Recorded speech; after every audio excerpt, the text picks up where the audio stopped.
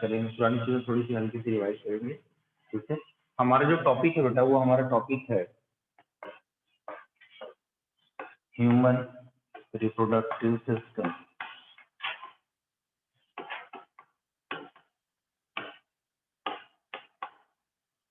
Human reproductive system, human reproductive system में हम लोगों ने बात की थी, मेल रिप्रोडक्टिव सिस्टम की बात की हमने, फीमेल रिप्रोडक्टिव सिस्टम की बात की हमने। ठीक है, तो स्पेशली जब हमने मेल रिप्रोडक्टिव सिस्टम की बात की तो उसमें हम लोगों ने बहुत सारी चीजें कर ली थी, अप्रोक्सीमेटली सारी चीजें हम लोगों ने डिस्कशन कर लिया था।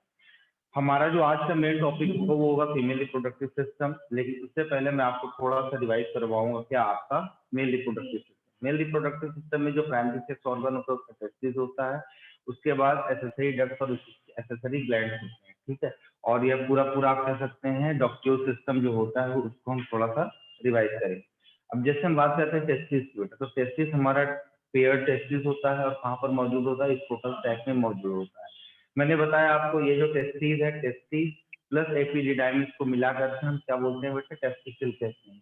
और each and every testis are attached to the scrotum by the cord like structure that is known as the gubernaculum. क्या बोलेंगे उसको हम, गिबर्नकुलम हम उसको बोलते हैं, वो गिबर्नकुलम से अटैच होता है। अब जो है स्क्रोटम के अंदर अलग अलग टाइप की मसल्स होती हैं, बिल्कुल रिवीजन है, आप लोग ध्यान दीजिएगा सारी। अलग अलग टाइप की मसल्स होती है, स्पेशली हमारी कौन सी मसल्स होती है बेटा, डॉर्सल मसल्स होती है, जिसके कॉन्ट्रैक्शन और रिलैक्सेशन से हमारा जो टेस्टिस होता है वो एब्डोमेन के अंदर और एब्डोमेन के बाहर मतलब स्क्रोटल सैक में डिपेंड करता है। जब ठंडी आती है तब हमारा स्क्रोटल सैक क्या होता है, उसके अंदर श्रिंक होता है, उसके अंदर सिकुड़न होती है, जिसकी वजह से जो टेस्टिस होता है वो एब्डोमिनल कैविटी के अंदर क्या हो जाता है बेटा, असेंड कर जाता है, ऊपर की तरफ चला जाता है। लेकिन जैसे ही गर्मी आती है उस वक्त डॉर्टस मसल्स के अंदर क्या होता है बेटा, उसके अंदर रिलैक्सेशन होता है और जो टेस्टिस है वो आपके स्क्रोटल सैक के अंदर डिसेंड कर जाता है। ठीक, तो एम्ब्रियोनिक स्टेज पर मैंने बताया कि जब 7th मंथ की प्रेगनेंसी रहती है उस वक्त अगर मेल चाइल्ड है तो उसका टेस्टिस जो होता है वो डिसेंड करता है एब्डोमिनल कैविटी से, कहां पर, स्क्रोटल सैक के अंदर। अगर ये कंडीशन नहीं हो पाती है तो उस कंडीशन को हम क्या बोलते हैं बेटा, क्रिप्टोर्किडिज्म बोलते हैं। और क्रिप्टोर्किडिज्म क्या होता है बेटा, ये स्टेरिलिटी को बढ़ाता है, मतलब इससे क्या होता है बेटा, स्टेरिलिटी कॉज होती है। हम जानते हैं कि स्टेरिलिटी में क्या होता है, there will be no production of the sperm as well. और हम जानते हैं कि हमारा जो स्पर्मेटोजेनेसिस का जो प्रोसेस है वो below the 2 degree Celsius temperature होता है हमारी बॉडी के अंदर, और जो है हमारी बॉडी के अंदर का टेम्परेचर कितना 37.4 डिग्री सेल्सियस है। तो इस टेम्परेचर पर जो है स्पर्मेटोजेनेसिस नहीं हो पाएगी, इसलिए नेचर ने क्या किया, नेचर ने स्क्रोटल सैक के अंदर टेस्टिस को डिसेंड करवाया अर्ली एम्ब्रियोनिक लाइफ में। इट मीन्स 7 to 8 मंथ या 6 to 7 मंथ में जो टेस्टिस होता है वो डिसेंड कर जाता है। ठीक है, अगर यही क्रिप्टोर्किडिज्म अगर होता है बच्चे के अंदर तब हम इसको बाय द ऑपरेशन इसको हम ट्रीट करते हैं, उस प्रोसेस को हम क्या बोलते हैं बेटा, ऑर्किडोफ्लेक्सी कहते हैं। क्या कहते हैं उसको हम, ऑर्किडोफ्लेक्सी कहते हैं। अब हम बात करते हैं टेस्टिस।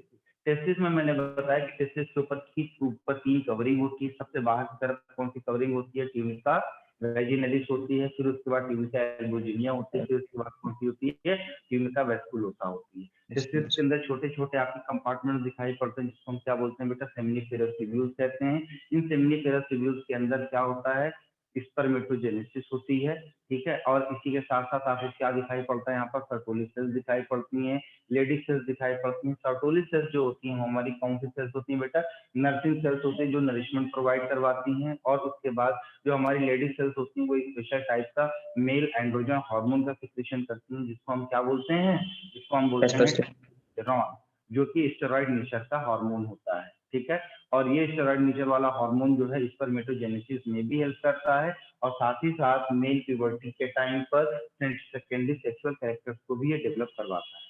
इतनी बात आपको पता है, याद है। ठीक है, अब थोड़ी सी इसकी एनाटॉमी हम आपको बताते हैं। थोड़ा सा पिक्चर को क्लियर रखिए सामने, जो मैंने डायग्राम आपको बताया था उस डायग्राम में मैंने बताया था कि जो टेस्टिस है, टेस्टिस का जो टेस्टिकुलर लोब्यूल है, टेस्टिकुलर लोब्यूल से छोटे छोटे जो है फाइन थ्रेड लाइक जो है ट्यूब निकलते हैं, जिसको हम क्या बोलते हैं बेटा, उसको हम क्या बोलते हैं, उसको बोलते हैं, उसको बोलते हैं ट्यूबुलाई रेक्टाइल। ठीक है, जैसे ये तुम्हारा ये क्या है, ये टेस्टिस है। ठीक है, इसके अंदर छोटे छोटे क्या है बेटा, ये लोब्यूल्स हैं, जितना ध्यान देना, ये छोटे छोटे आपके क्या है, टेस्टिकुलर लोब्यूल्स हैं। और इन लोब्यूल्स के अंदर क्या मौजूद है, ये इन लोब्यूल्स के अंदर क्या मौजूद है, ये यहाँ से क्या निकलेगा, ये जो निकल रहा है फाइन थ्रेड लाइक, इसको हम बोलते हैं ट्यूबुलाई रेक्टाई। और ये ट्यूबुलाई रेक्टाई जहाँ पर इस जगह कंबाइंड होते हैं उनको हम बोलते हैं रीटी टेस्टिस, उनको हम क्या बोलेंगे, रीटी टेस्टिस। अब इस रीटी टेस्टिस से क्या निकलेगा बेटा, फाइन वासा इफेरेंशिया निकलेगा ढेर सारे, और ये वासा इफेरेंशिया जा करके एक दूसरे के जा करके कलेक्ट होंगे एक जगह पर, और उस कलेक्शन वाले पॉइंट को हम बोलते हैं बेटा एपिडिडाइमिस।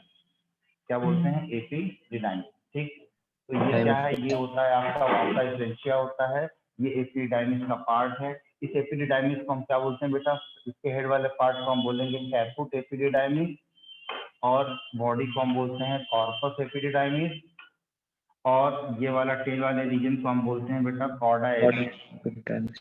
ये सब डायग्राम से हमने आपको प्रेजेंट किया था। उसके बाद यहाँ से ये जो स्ट्रक्चर निकल रहा है, that structure is known as the vasa differentia. ये क्या है, वासा डिफरेंशिया। ठीक है, तो ये आपके यहाँ पर स्पेसिस के अंदर, इसके अंदर जो स्पर्म बन रहा है, ये स्पर्मेटोजोआ का फॉर्मेशन जो हो रहा है, इसका पाथ भी होगा। क्या पाथ होगा, टेस्टिकुलर लोब्यूल यानी seminiferous tubule, tubuli recti, rete testis, vasa एसेंशिया, एपिडिडाइमिस। एपिडिडाइमिस से कहाँ पर आएगा बेटा, वास डिफरेंस आएगा। वास डिफरेंस से होता हुआ कहाँ पर जाएगा, ये इजैकुलेटरी डक्ट को जाएगा। इजैकुलेटरी डक्ट से ये कहाँ पर जाएगा, यूरेथ्रा में जाएगा, यूरेथ्रा से आउटसाइड हो जाएगा। ठीक है, और इन्हीं के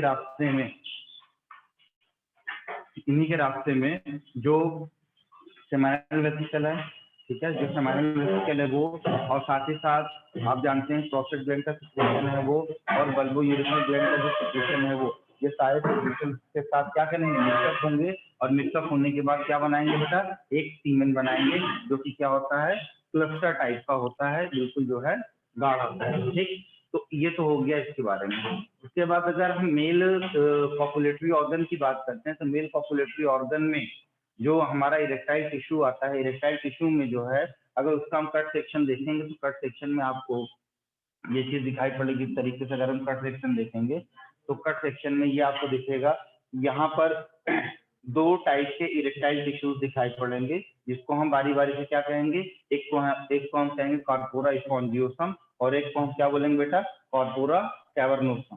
ठीक है, एक को क्या बोलेंगे, यहाँ पर बीच में आपको दिखाई पड़ेगा कॉर्पोरा कैवर्नोसम, और यहाँ पर आपको दिखाई पड़ेगा कॉर्पोरा स्पॉन्जियोसम। ठीक है, ये क्या है आपका, ये है कॉर्पोरा,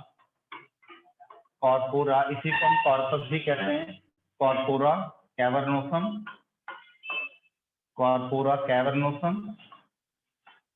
और ये जो है आपका कॉर्पोरा स्पॉन्जियोसम। ठीक है, ये दो चीजें होती हैं, और यहाँ पर डीप वेसल्स होती हैं, आर्टरीज होती हैं, जिसके अंदर जब ब्लड सप्लाई तेजी से होता है उस वक्त जो है इसके अंदर इरेक्शन आता है। जिस पर्सन के अंदर अगर इरेक्शन की जो है कमी होती है, तब उसको एक डिसऑर्डर क्रिएट होता है, जिसको हम बोलते हैं इरेक्टाइल डिसफंक्शन, और इसका जो ट्रीटमेंट होता है वो सिल्डेनाफिल सिट्रेट नाम की दवा होती है। इसको अगर ऑलरेडी लेते हैं तो इरेक्टाइल टिश्यूज के अंदर ब्लड का सर्कुलेशन बहुत तेजी से बढ़ जाता है। तो ये दो टिश्यूज आप देख रहे हो, कौन सा है बेटा, कॉर्पोरा कैवर्नोसम है, और एक आपको कौन सा है, कॉर्पोरा स्पॉन्जियोसम। और इसके बीच में ये वाला जो एरिया दिख रहा है, ये जो एरिया दिख रहा है, इस एरिया को हम बोलते हैं बेटा, ये यूरिनोजेनाइटल ओपनिंग इसको हम बोलते हैं, या कॉमन शब्द में हम इसको क्या बोल सकते हैं बेटा, यूरिथ्रा कह सकते हैं। ठीक है, ये क्या है, क्योंकि मेल के केस में क्या होता है, मेल के केस में जो उसका यूरिथ्रा होता है वही उसका क्या होता है बेटा, जेनाइटल ओपनिंग भी होती है, मतलब सीमेन का डिस्चार्ज भी उसी रास्ते से होगा जिस रास्ते से यूरिन का डिस्चार्ज होता है। ठीक है, पीछे की तरफ जाएंगे यूरिथ्रा के, तो वहां पर आपको क्या दिखाई पड़ेगा, आपको एक मेम्ब्रेनस यूरिथ्रा दिखाई पड़ेगा, फिनाइल यूरिथ्रा दिखाई पड़ेगा, और प्रोस्टेटिक यूरिथ्रा दिखाई पड़ता है। ठीक है, तो यहाँ पर जो उधर से सेमाइनल वेसिकल से जो सीमेन आ रहा, वो स्पर्म आ रहा है, तो उसके पास क्या होता है कि एक आपका स्फिंक्टर टाइप का स्ट्रक्चर होता है, जैसे हमारे ओसोफेगस और ट्रेकिया के बीच में होता है, विंड पाइप के बीच में होता है, जिसको हम क्या बोलते हैं बेटा, एपिग्लोटिस कहते हैं। जब हम बोल रहे होते हैं तो उस वक्त हमारा ओसोफेगस बंद होता है। ठीक वैसे ही आप समझिए कि जब जो है यूरिन का डिस्चार्ज होगा, तो दूसरा गेट बंद होगा, और जब सीमेन का डिस्चार्ज होगा तब यूरिन वाला गेट बंद होगा। ठीक है, इसीलिए देखिए यूरिन जो होता है वो थोड़ा सा कैसा होता है बेटा, एसिडिक होता है। ठीक है, मान लीजिए ये यूरिन का पाथवे है, ठीक है, ये यूरिन का पाथ है जिसको हम क्या बोलते हैं बेटा, यूरिथ्रा कहते हैं। और ये यूरिथ्रा दोनों तरीके से काम कर रहा है, ठीक है, सीमेंट के डिस्चार्ज के लिए भी काम कर रहा है और यूरिन के डिस्चार्ज के लिए भी काम कर रहा है, ठीक है, यूरिन के डिस्चार्ज के लिए भी काम कर रहा है। तो आप बात को समझिए कि जब यूरिन यहाँ से डिस्चार्ज होगा तो ये मीडियम कैसा हो जाएगा बेटा, ये मीडियम थोड़ा सा स्लाइटली एसिडिक हो जाएगा। ध्यान से समझिए, कंसेप्ट को समझिए, ये मीडियम कैसा हो जाएगा, ये स्लाइटली एसिडिक हो जाएगा। और अब ये जो सीमेन यहाँ से अगर आएगा तो वो सीमेन कैसा होता है बेटा, एल्कलाइन होता है। तो सीमेन के रास्ते के लिए कैसा मीडियम होना चाहिए, एल्कलाइन मीडियम होना चाहिए। तो नेचर ने क्या प्रोवाइड करवाया, नेचर ने प्रोवाइड करवाया ठीक इसके पीछे यहाँ पर दो छोटे छोटे मटर के दाने की जैसी ग्लैंड होती है, जिसको हम क्या बोलते हैं बेटा, काउपर्स ग्लैंड कहते हैं, या इसका दूसरा नाम होता है बल्बो यूरिथ्रल ग्लैंड। इस बल्बो यूरिथ्रल ग्लैंड का जो सिक्रीशन होता है वो बहुत ही जो है alkaline transparent secretion होता है। So before the ejaculation of the semen, there will be the secretion of the bulbourethral gland which makes the acidic medium to the alkaline। तो ये जो मीडियम कैसा है, जो एसिडिक मीडियम था यूरिन की वजह से यूरिथ्रा का, इसका मीडियम कैसा हो जाता है, एल्कलाइन हो जाता है, सिक्रीशन से होता है। ये जो दिख रहा है आपका काउपर्स ग्लैंड जो दिख रहा है, इस काउपर्स ग्लैंड के सिक्रीशन से या बल्बो यूरिथ्रल ग्लैंड के सिक्रीशन से इसका मीडियम हो जाएगा कैसा, एल्कलाइन हो जाएगा। अब एल्कलाइन होने की वजह से मदद हमको ये मिलती है कि जो सीमेन अभी आ रहा है, सीमेन को एसिडिक इन्वायरमेंट का सामना नहीं करना पड़ेगा। और जब एसिडिक इन्वायरमेंट का सामना नहीं करना पड़ेगा तो सीमेन की जो लॉन्जिविटी है, सीमेन का जो प्रोटेक्शन है वो बना रहेगा, ठीक है, वो बना रहेगा, मतलब जो स्पर्म का प्रोटेक्शन है वो बना रहेगा। तो अब क्या करेंगे, जब ये मीडियम क्या हो जाएगा बेटा, एल्कलाइन हो जाएगा। अब यहाँ से जब सीमेंट डिस्चार्ज होगा तो इसको किसी भी तरीके का हिंड्रेंस जो है फेस नहीं करना पड़ेगा। और ऑब्वियस की बात है, इससे पहले जो सीमेंट का जो कलेक्शन है, तो सीमेंट के कलेक्शन में आप देखेंगे प्रोस्टेट ग्लैंड का सिक्रीशन सब शामिल है, आप देखेंगे इसमें सेमाइनल वेसिकल का सिक्रीशन सब शामिल है। तो मैंने ये भी बताया था कि जो सेमाइनल वेसिकल है उसके अंदर एक स्पेशल टाइप का जो है कार्बोहाइड्रेट पाया जाता है, that is called the fructose. क्या होता है बेटा, फ्रक्टोज। ये सब क्वेश्चन है आपके नीट के क्वेश्चन, ये सब बनते हैं। वो फ्रक्टोज होता है, फ्रक्टोज में पूरी ह्यूमन बॉडी में फ्रक्टोज कहीं दूसरी जगह पाया ही नहीं जाता है सिवाय सेमाइनल वेसिकल के सिक्रीशन में, मतलब सीमेन के अंदर। इसके अलावा फ्रक्टोज कहीं नहीं पाया जाता। इसीलिए जो फॉरेंसिक जांच की जाती है, अगर कोई ये ब्लेम करता है कि शी वाज रेप्ड, तो उस वक्त उसको जो लैब लेकर के जाया जाता है, जो फॉरेंसिक जांच की जाती है, तो फॉरेंसिक जांच में सबसे पहले उसके बॉडी के अंदर जो भी ट्रेसेस हमें मिलते हैं, उन ट्रेसेस को हम आइडेंटिफाई करते हैं और उसके बाद उसका एग्जामिनेशन करते हैं। पता ये चलता है कि अगर फ्रक्टोज अगर हमें मिल रहा है, ट्रेसेस ऑफ फ्रक्टोज हमें मिल रहे हैं, तब हम वहां पर कंफर्म करते हैं कि हाँ इसके साथ गलत हुआ है, ठीक है। अगर नहीं मिल रहा है तो हम लोग ये हमारी ये रिपोर्ट आ जाती है, भाई ये जो है कोई झूठा इल्जाम लगा रहा है। तो ये सब वॉटेवर सारी चीजें आपकी चलती रहती हैं, ठीक। तो अब देखिए यहाँ पर ये सिक्रीशन हुआ। अब आप देखिए ये सिक्रीशन जो होता है, सीमेन के अंदर कम से कम 200 to 300 मिलियन स्पर्म्स रहते हैं, ठीक है। और इसके अंदर 60% स्पर्म जो होते हैं वो आपके मोटाइल होते हैं, 40% जो है उनकी वाइब्रस जो है एक्टिविटी होती है, ये सभी चीजें हैं। बात इसकी आप समझिए कि जैसे ही ये जेनेटल ट्रैक में पहुंचता है, जेनेटल ट्रैक में पहुंचता है, तो जेनेटल ट्रैक में पहुंचने के बाद जब क्वाइटस होगा, क्वाइटस होने के बाद जब फीमेल का डिस्चार्ज होगा, जेनेटल ट्रैक में पहुंचेगा, तो फीमेल का जो मीडियम है, ठीक है, वजाइनल मीडियम है, वो बहुत ही ज्यादा हाईली एसिडिक होता है। तो वहां पर करीब करीब 50% से ज्यादा स्पर्म जो है उस एसिडिक मीडियम में क्या हो जाता है, डिस्ट्रॉय हो जाते हैं। और मोटाइल कब होते हैं, जब वो फीमेल रिप्रोडक्टिव सिस्टम में पहुंचते हैं तब। वहां पर एक प्रक्रिया चलती है जिसको हम क्या बोलते हैं बेटा, कैपेसिटेशन कहते हैं। वहां पर कैल्शियम वगैरह आयन की जो होती है बहुत अच्छे से वहां पर उनका रोल होता है। वो मैं जब फर्टिलाइजेशन वाला टॉपिक होगा तो मैं उसमें पढ़ाऊंगा कि कैपेसिटेशन एक्चुअल में होता क्या है, फिर कैसे फर्टिलाइजेशन होता है, ठीक है। तो ये मेल रिप्रोडक्टिव सिस्टम की सारी बातें थी। If you have any doubt in the male reproductive system you may ask, क्योंकि अब मैं जो शुरू करूंगा वो होगा फीमेल रिप्रोडक्टिव सिस्टम। ये तो बहुत पहले से ही पढ़ा था ना, एक लेक्चर 2 लेक्चर तो लिया था ना मेरे रिप्रोडक्टिव सिस्टम का मैंने, तरह सब जब घर गए थे।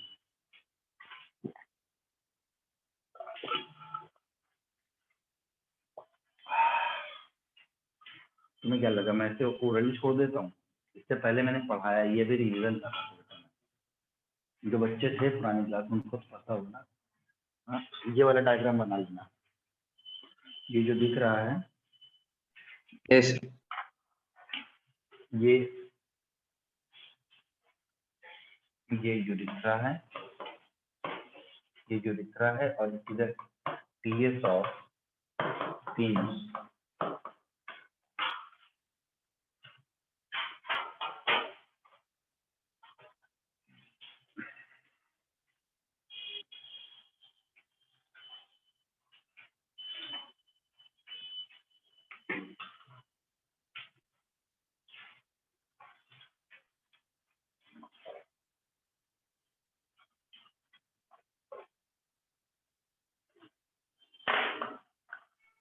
सर इरेक्शन में केवल ब्लड प्रेशर का रोल होता है? ब्लड का, हाँ, ब्लड का अराउजल होता है, नर्व की सप्लाई भी होती है। सेंस कैसे मिलेगा? नर्व की सप्लाई तो मिलेगी ना, ओनली ब्लड का। जितना ज्यादा ब्लड का रश होगा उतना ज्यादा इरेक्शन होगा। यस। ठीक है।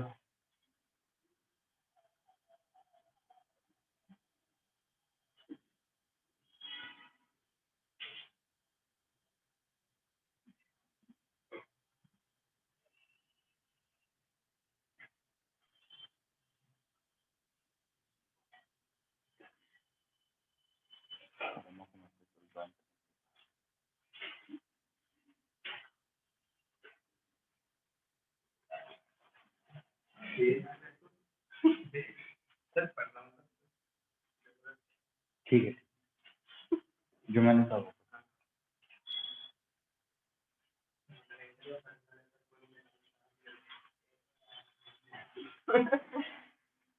चल बेटा, बना लिया इसको? Yes sir. चलिए,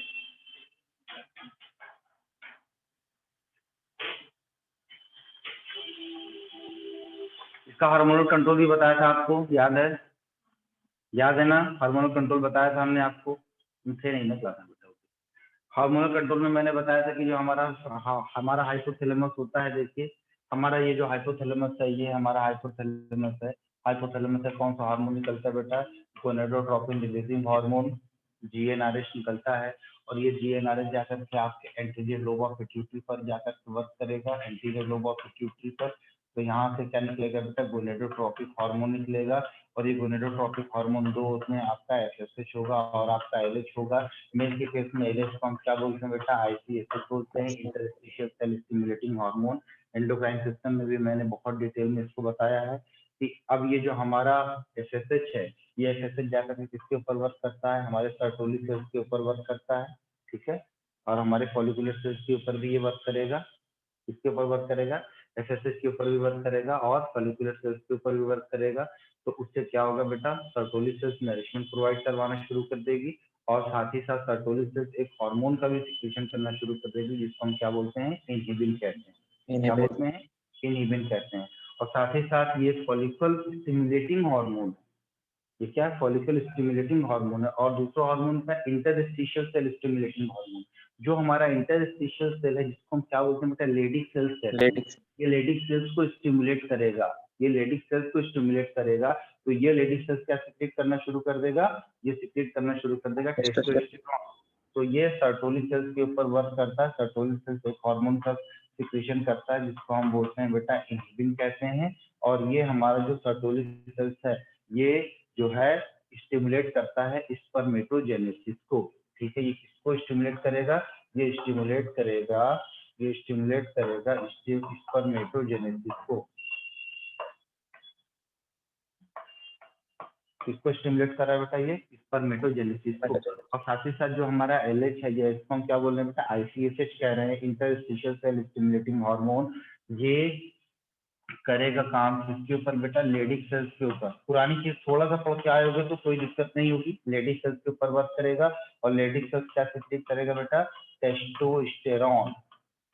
ये टेस्टोस्टेरॉन का सिक्रीशन करता है। और टेस्टोस्टेरॉन जो होता है, ये स्पर्मेटोजेनेसिस के लिए भी फंक्शनल होता है। और साथ ही साथ ये टेस्टोस्टेरॉन जो हमारे आपके अंदर सेकेंडरी सेक्सुअल कैरेक्टर्स आते हैं, ठीक है, उसको भी डेवलप करता है। मतलब ये दाढ़ी का आना, आवाज का भारी होना, आपका ये जो शोल्डर है, पेल्विक गर्डिल है, पेल्विक गर्डिल नहीं, ये पेक्टोरल गर्डिल है, पेक्टोरल गर्डिल का ब्रॉड होना, पेल्विक गर्डिल का नैरो होना, ठीक है। एडम सेप्पल का बाहर निकलना है, देखो जैसे इसका निकला हुआ है, ऋतिक शुक्ला का। तो ये सब जो कैरेक्टर्स हैं बेटा ये सेकेंडरी सेक्सुअल कैरेक्टर्स हैं, ठीक है। इसको कौन स्टिमुलेट करता है? ये हमारा testosterone in the case of male, but in the case of female these type of such type of secondary sexual characters are enhanced by the estrogen hormone which is secreted by the ovary। Ovary ठीक है, किससे secrete होता है बेटा? Ovary से secrete होता है। तो ये थोड़ा सा हार्मोनल कंट्रोल था। बात आप कैसे समझिए, ये जो दिख रहा है एरिया ये हाइपोथैलेमस है। ये क्या निकल रहा है बेटा? Gonadotropin releasing hormone. ये gonadotropin releasing hormone anterior pituitary के ऊपर क्या करेगा बेटा? काम करेगा। तो एंटीरियर पिट्यूटरी ने क्या सिक्रीट करना है? Gonadotropic hormone. ये गोनेडोट्रोपिक हार्मोन कैसे होते हैं? 2 होते हैं। कौन कौन से? फॉलिकुलर स्टिमुलेटिंग हार्मोन और आपका कौन सा होगा? आपका एलएच या आईसीएच ल्यूटिनाइजिंग हार्मोन या इंटरस्टिशियल सेल स्टिमुलेटिंग हार्मोन। उसके बाद एफएसएच के ऊपर काम करेगा बेटा, सर्टोली सेल्स के ऊपर काम करेगा, साथ ही साथ सेमिनिफेरस ट्यूब्यूल्स के ऊपर काम करेगा। इसकी वजह से क्या होगा? स्पर्मेटोजेनेसिस क्या होगा बेटा? प्रमोट होगा। और ये जो आपका ये है इनहिबिन हार्मोन है, एक तरीके से इनहिबिटरी फंक्शन को परफॉर्म करता है। ये एक्चुअल में क्या करता है? ये आपका इनहिबिन हार्मोन जो है ये एंटीरियर पिट्यूटरी के ऊपर काम करेगा और यूएनआरएच के ऊपर काम करेगा। तो जिसकी वजह से अगर ये एंटीरियर पिट्यूटरी के ऊपर ये निगेटिव फीडबैक अगर दे रहा है तो ये जो एफएसएच है, एफएसएच का सिक्रीशन क्या हो जाएगा बेटा? सप्रेस कर जाएगा। और साथ ही साथ ये इसके ऊपर निगेटिव फीडबैक देगा तो जीएनआरएच का जो सिक्रीशन है वो क्या हो जाएगा बेटा? ये सप्रेस कर जाएगा। तो इसका मतलब ये आपका क्या? इनहिबिन है। अब ऐसा ही इनहिबिन जो है आपके फीमेल रिप्रोडक्टिव सिस्टम में भी सिक्रीट करता है। कहाँ से? वो जो ओवा का जो ग्रेनुलोसा सेल्स होती हैं वहां से सिक्रीट होता है, ठीक है, अर्ली स्टेज पर। तो ये बात को आप समझिए, पहले इसको बना लो।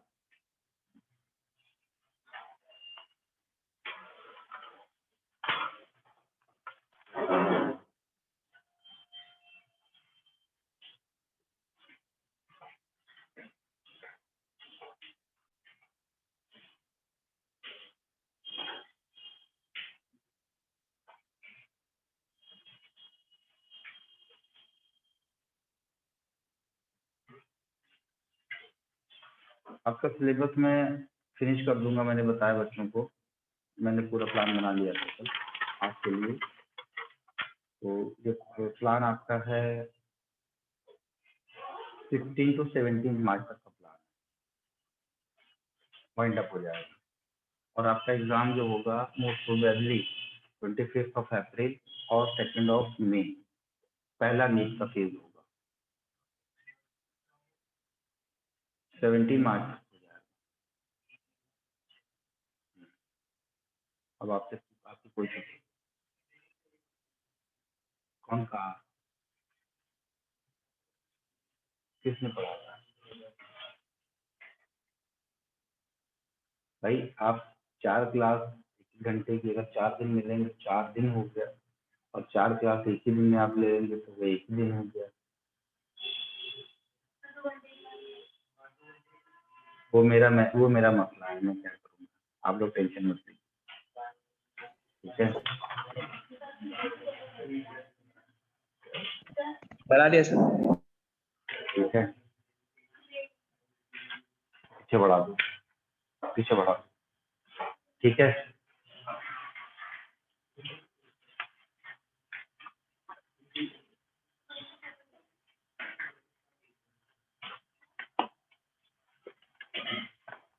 चलो बेटा,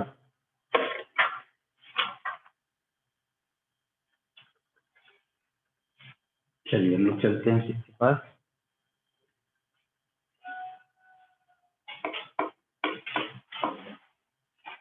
फीमेल रिप्रोडक्टिव सिस्टम। देखिए, जिन बच्चों ने केमिकल कंट्रोल एंड कोऑर्डिनेशन हमारा पढ़ा है हमारे साथ, उन बच्चों को ये सारी चीजें ऐसा लग रहा होगा कि हम दोबारा पढ़ रहे हैं। तो बच्चे पहली बार बैठे हैं, उनको थोड़ा सा नया लग रहा होगा। यहाँ पर आप किसी सिंसियर से लास्ट टाइम उस पर डिपेंड करता है। तो फीमेल रिप्रोडक्टिव सिस्टम में पहली चीज तो ये देखेंगे कि भाई यहाँ पर इसका प्राइमरी सेक्स ऑर्गन कौन सा है। हम जानते हैं कि इसका जो प्राइमरी सेक्स ऑर्गन है वो प्राइमरी सेक्स ऑर्गन कौन सा है? प्राइमरी सेक्स ऑर्गन है इसका ओवरी। क्या बेटा? ओवरी इसका प्राइमरी सेक्स ऑर्गन। किसी भी सेक्स ऑर्गन को हम प्राइमरी इसलिए कहते हैं क्योंकि वहां पर गैमेट का फॉर्मेशन होता है और दूसरा वो हार्मोन का सिक्रेशन करता है, हार्मोन की सिंथेसिस करके सिक्रेशन करता है, ठीक है। और वो जो हार्मोन होगा जो गोनाड्स के जरिए यानी कि ओवरी और टेस्टिस के जरिए जो हार्मोन बनेगा that will be the steroid nature and all the steroidal hormones are synthesized in the smooth endoplasmic reticulum, ठीक है। ये एडवांस लेवल का क्वेश्चन था आपका। तो ये जो ओवरी आपको दिख रही है प्राइमरी सेक्स ऑर्गन है। इसके अलावा और क्या क्या दिखाई पड़ता है आपको? एसेसरी डक्ट्स दिखाई पड़ते हैं और एसेसरी आपके ऑर्गन्स दिखाई पड़ते हैं। एसेसरी डक्ट्स में आप लोग थोड़ा सा जो है अपनी एनसीईआरटी अगर पढ़े होंगे तो आपको दिखाई पड़ा होगा कि एसेसरी डक्ट्स में आपका जो है एसेसरी ग्लैंड्स में आपका आता है, या स्ट्रक्चर में जो जो आता है पहले इसमें आता है आपका डक्ट सिस्टम में आता है फैलोपियन ट्यूब। क्या आता है बेटा? फैलोपियन ट्यूब आता है। इस फैलोपियन ट्यूब को हम क्या बोलते हैं? इस फैलोपियन ट्यूब को हम बोलते हैं बेटा ओविडक्ट, ठीक है। फैलोपियन ट्यूब को क्या बोलते हैं? ओविडक्ट। फिर उसके बाद आपका आता है यूट्रस। क्या आता है? यूट्रस। यूट्रस के बाद जो स्ट्रक्चर हमें दिखाई पड़ता है that will be the cervix. क्या दिखाई पड़ेगा? सर्विक्स। अब इस सर्विक्स की जो कैविटी होती है, इस सर्विक्स की जो कैविटी होती है उसको हम क्या बोलते हैं बेटा? सर्वाइकल कैनाल, ठीक है। Cervical canal. एक बार एक क्वेश्चन आया था cervical cancer is related with, ठीक है। Cervical cancer is related with, बच्चे ने क्या लगाया था? बच्चे का आंसर था सर्वाइकल वर्टिब्रे, ठीक है। बच्चे का आंसर क्या था? Cervical vertebrae. और वो बहुत ज्यादा कॉन्फिडेंट था कि ये क्वेश्चन तो बिल्कुल सही है, परफेक्ट है, ये क्वेश्चन मेरा गलत हो ही नहीं सकता, ठीक है। बट वहां पर उसको क्या मिला था बेटा? -1 मिला था इस नंबर को लेकर के, क्वेश्चन को लेकर के। हालांकि जो सर्वाइकल कैंसर होता है वो किससे रिलेटेड होता है बेटा? जेनिटल ट्रैक्ट ऑफ फीमेल से होता है। सर्विक्स की जो कैविटी है that is called the cervical canal, ठीक है। That is not important for you, that is not important for you. For what?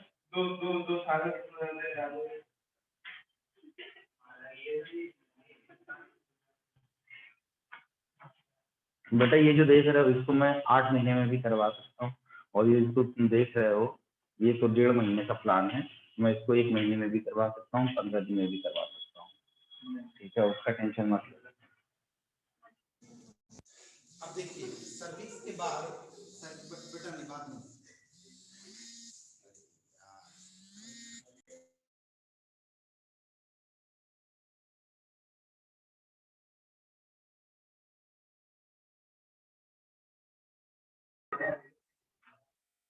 चलिए बेटा, अब देखिए सर्विस के बाद जो स्ट्रक्चर शुरू होता है, सर्विस के बाद जो स्ट्रक्चर शुरू होता है उसको हम बोलते हैं बेटा वजाइना।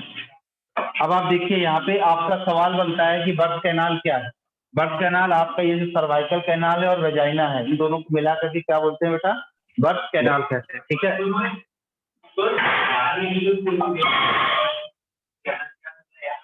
क्या हुआ? क्या बैठो क्लास में, क्लास में बैठो, क्लास में। चलो मैं मिलता हूँ। लड़ते हो तुम लोग, लड़ा मत करो। क्लास हो जाए मैं बात करता हूँ।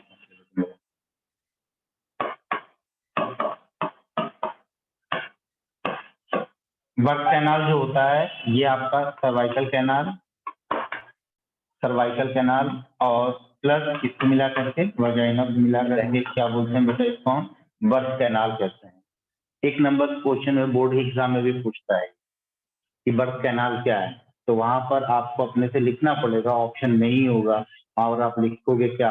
ये वजाइना प्लस सर्विक्स नहीं लिखना, प्लस सर्वाइकल कैनाल लिखना, तब अप्रोप्रिएट ज्यादा मान लीजिए, एग्जामिनर खुश हो जाएगा, नंबर देकर के आगे बढ़े, ठीक है। उसके बाद वजाइना के बाद क्या आता है बेटा? एक्सटर्नल जेनिटलिया आता है। क्या आता है? एक्सटर्नल जेनिटलिया आता है। फॉर योर फाइन इंफॉर्मेशन बेटा, ये जो सर्विक्स है, सर्विक्स पूरे ह्यूमन बॉडी में सबसे स्ट्रॉन्गेस्ट स्फिंक्टर की तरह काम करता है and it can hold approximately 6 to 8 kg of the weight against the gravity. क्योंकि देखिए सर्विक्स यहाँ, ये पेल्विक रीजन यहाँ पर है, नीचे की तरफ पेल्विक रीजन है, बच्चे की जो ग्रोथ होगी, जो बेबी की ग्रोथ होगी, जो फीटल ग्रोथ होगा, वो कहाँ पर होगा? यूट्रस के अंदर होगा। धीरे धीरे बच्चे का वेट बढ़ेगा। Up to 9 month of pregnancy इसको इस्टेब्लिश करनी है, तो बच्चे को जो वेट होगा धीरे धीरे बढ़ेगा। नीचे की तरफ ग्रेविटी भी लग रही है, एमजी भी लग रही है। तो अगर ये स्फिंक्टर स्ट्रांग नहीं होगा तो ये बच्चे के वेट को होल्ड नहीं कर पाएगा, और आफ्टर 3 मंथ और 4 मंथ अगर ये वीक है सर्विक्स, तो abortion will be take place. तो अबॉर्शन के एक और कॉजेज में से एक कॉज ये भी है कि सर्विक्स का स्ट्रॉन्ग ना होना, सर्विक्स का स्ट्रॉन्ग ना होना। जनरली आप जानते हैं कि जो अबॉर्शन होता है due to the less secretion of the progesterone hormone, क्योंकि प्रोजेस्टेरोन हार्मोन क्या करता है? एंडोमेट्रियम की जो वॉल होती है उसको थिक करता है। जितनी ज्यादा थिकनेस होगी एंडोमेट्रियम की वॉल की, उतना इजीली इम्प्लांटेशन होगा, और उतना ही अच्छे से उसको क्या होगी बेटा? फीटस की ग्रोथ होगी, एम्ब्रियो की ग्रोथ होगी। लेकिन अगर प्रोजेस्टेरोन हार्मोन का लेवल अगर कम है तो एंडोमेट्रियम की ग्रोथ प्रॉपर नहीं हो पाएगी, और वहां पर ब्लास्टोसिस्ट का इम्प्लांटेशन अगर हो भी जाएगा तो बहुत ज्यादा देर तक वहां पर टिक नहीं पाएगा। इसीलिए प्रोजेस्टेरोन हार्मोन का नाम ही होता है प्रायर टू जेस्टेशन। क्या नाम होता है? Prior to gestation pregnancy. Prior मतलब पहले, जेस्टेशन का मतलब होता है जो फुल टर्म प्रेगनेंसी चलती है 9 महीने की, उसको हम पूरा पीरियड क्या बोलते हैं बेटा? जेस्टेशन पीरियड बोलते हैं। ठीक है, देखिए आप लोगों ने पढ़ा होगा अलग अलग सबका अपना अपना जेस्टेशन मंथ होता है। ठीक है, किसी का 12 महीने, किसी की 24 महीने, ह्यूमन बींग्स का 9 महीने, और जो दूसरे हमारे गाय बकरियां हैं इनका भी अलग अलग होता है। उस पीरियड को हम क्या बोलते हैं बेटा? Gestation period. इसीलिए प्रोजेस्टेरोन को हम बोलते हैं prior to gestation.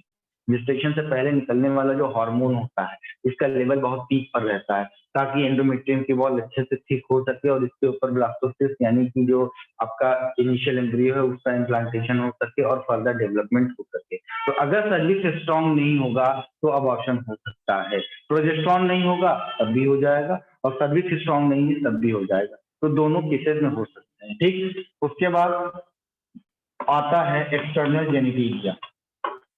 External genitalia. अब इस एक्सटर्नल जेनिटेलिया में क्या क्या होता है? इस एक्सटर्नल जेनिटेलिया में बेटा देखिए, पूरे ह्यूमन रिप्रोडक्टिव सिस्टम में आपको सिर्फ ये दिखाई पड़ता है। फीमेल के रिप्रोडक्टिव सिस्टम में आपको सिर्फ ये दिखाई पड़ेगा, इसकी ओरिफिस दिखाई पड़ेगी, ये नहीं दिखेगा, ये नहीं दिखेगा, ये नहीं दिखेगा, ये नहीं दिखेगा, कुछ नहीं दिखेगा। आपको सिर्फ और सिर्फ क्या अपीयरेंस होगा बेटा? सिर्फ एक्सटर्नल जेनिटेलिया अपीयरेंस होगा। और उस एक्सटर्नल जेनिटेलिया में क्या क्या होता है जरा ध्यान से लिख लीजिएगा। ये जो है कुशन लाइक स्ट्रक्चर होता है जिसके ऊपर प्यूबिक हेयर्स पाए जाते हैं, जिसको हम बोलते हैं बेटा मॉन्स प्यूबिस। क्या बोलते हैं? Mons pubis. ये कुशन लाइक स्ट्रक्चर होता है, स्किन की कवरिंग होती है, और इसके ऊपर क्या पाया जाएगा बेटा? प्यूबिक हेयर्स पाए जाएंगे। ठीक है, that is the mons pubis. Mons pubis के बाद, मॉन्स प्यूबिस के बाद जो है आपका फोल्डेड स्ट्रक्चर में जो मस्कुलर स्ट्रक्चर होता है जिसको हम क्या बोलते हैं बेटा? Labia majora. तो लेबिया वर्ड आया है किससे? लेबियम से, और लेबियम का मतलब होता है क्या? लिप। क्या होता है? लिप। ठीक है, जैसे लिप जो है फोल्डेड स्ट्रक्चर के फॉर्म में दिखाई पड़ती है, वैसे ये दिखाई पड़ता है लेबिया मेजोरा। तो लेबिया मेजोरा जो है ये पूरे एक्सटर्नल जेनिटेलिया को अच्छे से क्या किया जाता है बेटा? कवर किए रहता है, और इसके ठीक नीचे की तरफ आपको दिखाई पड़ेगा लेबिया माइनोरा। क्या दिखाई पड़ेगा? लेबिया माइनोरा, जो क्या होता है बेटा? एक लोअर लिप की तरह काम करता है। ठीक है, लेबिया मेजोरा एक्सटेंड होकर के ऊपर की तरफ जाता है। मैं यहाँ पर दिखा दूं आपको, पहले मैं इसको पूरा कर दूं। ये जो दिख रहा है आपका लेबिया मेजोरा, लेबिया मेजोरा के बाद आपको क्या दिखाई पड़ेगा बेटा? Labia minora. ठीक है, लेबिया माइनोरा। अब आप बताइए कि इन दोनों में से कौन होमोलॉगस है स्क्रोटम के? कौन सा लेबिया मेजोरा या माइनोरा? पढ़ा ही नहीं है। लेबिया मेजोरा जो होता है स्क्रोटम के होमोलॉगस होता है, क्वेश्चन बनता है नहीं। ठीक है, और लेबिया मेजोरा हो गया, लेबिया माइनोरा हो गया, मॉन्स प्यूबिस हो गया, और उसके बाद एक आपका मेम्ब्रेनस स्ट्रक्चर होता है। उस मेम्ब्रेनस स्ट्रक्चर को हम क्या बोलते हैं बेटा?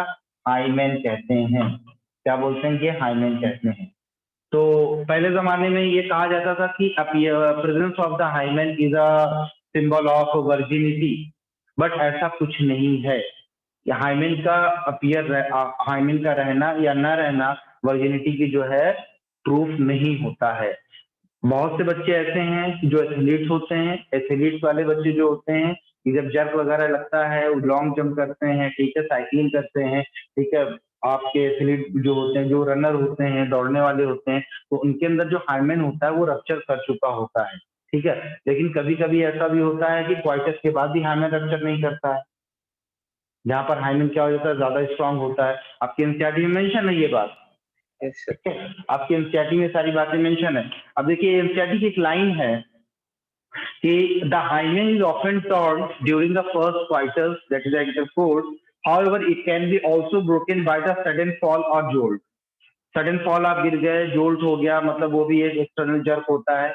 And the second one is the insertion of the vaginal tampon, vaginal tampon. और ये जो वेजाइनल टैम्पन होता है, ये जो है रुई का बना हुआ एक सैनिटरी पैड जैसे फीमेल यूज करती हैं ड्यूरिंग द मेंस्ट्रुअल साइकिल, वो सैनिटरी पैड का ही एक क्या होता है, रूप होता है, जो कि ट्यूब लाइक स्ट्रक्चर होता है, और उसको इंसर्ट कर लिया जाता है ड्यूरिंग द मेंस्ट्रुअल फ्लो। जब मेंस्ट्रुअल फ्लो होता है तो उसको जो है वेजाइना के अंदर उसको इंसर्ट कर लिया जाता है, और ताकि जो भी ब्लड का फ्लो होता है वो सब उसके अंदर क्या कर लिया जाता है बेटा, एब्जॉर्ब कर लिया जाता है।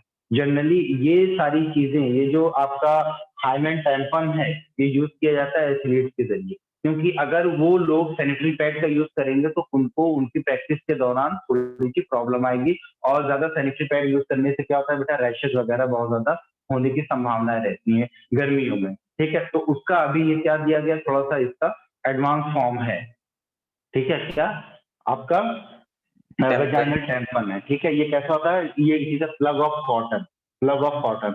और ये जो आपके लिटिल फिंगर है, ये जो लिटिल फिंगर है, लिटिल फिंगर के बराबर इसकी साइज होती है, लेकिन इसका जो एब्जॉर्प्टिव कैपेबिलिटी होती है ये थोड़ा सा ज्यादा होती है, ठीक है। ये थोड़ा सा एडवांस की चीज है। तो एक्सटर्नल जेनिटेलियम मॉस प्यूबिस देख सकते हैं, लेबिया मेजोरा दिखेगा, लेबिया माइनोरा दिखेगा, हाइमेन दिखेगा, और एक फिंगर लाइक प्रोजेक्शन आपको दिखाई पड़ता है, that finger like projection is called the clitoris, ठीक है।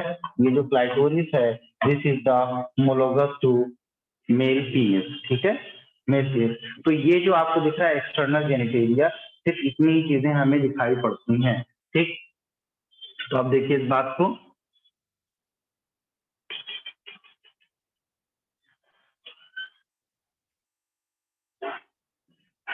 दिखाता हूं मैं आपको।